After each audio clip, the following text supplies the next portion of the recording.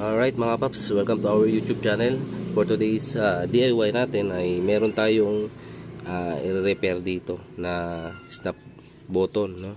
So nilalagay ito sa mga rig, sa mga tropa nating gwardiya dyan. So dati rin na nagwardya. Mahal din kasi ito pag binili mo. Ito, madali lang siya mag-stack up, lalo't hindi nyo siya nilalagyan ng langis. So ito ay gagawin na lang natin kaysa bumili tayo. Okay, so kung ako sa inyo, advice ko sa inyo na bumili kayo ng ganito sa online shopping. Marami ito sa mga online shop, mura pa. So marami at mura. So pwede kayo makapag-repair ng ganito sa inyo. Right? So panoorin nyo kung paano mag repair nito. So meron na tayo yung pinaka kabitan niya dito. At ang kailangan lang natin yung sa ibabaw. Ito.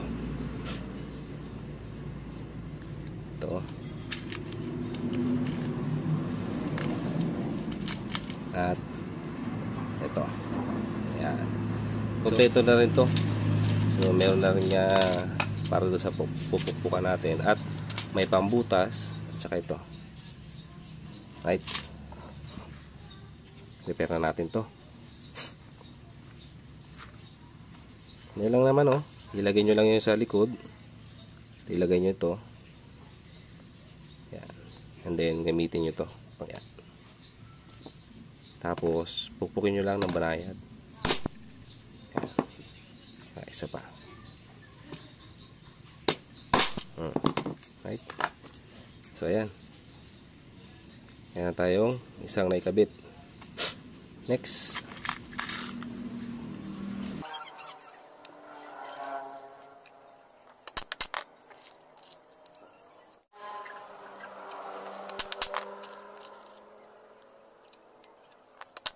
Right. So ayan, ganun lang kabilis mga paps, oh. Naikabit na agad natin yung apat.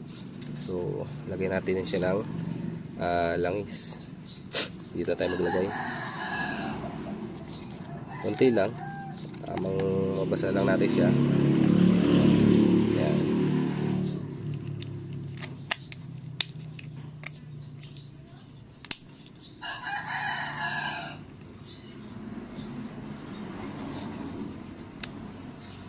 Alright.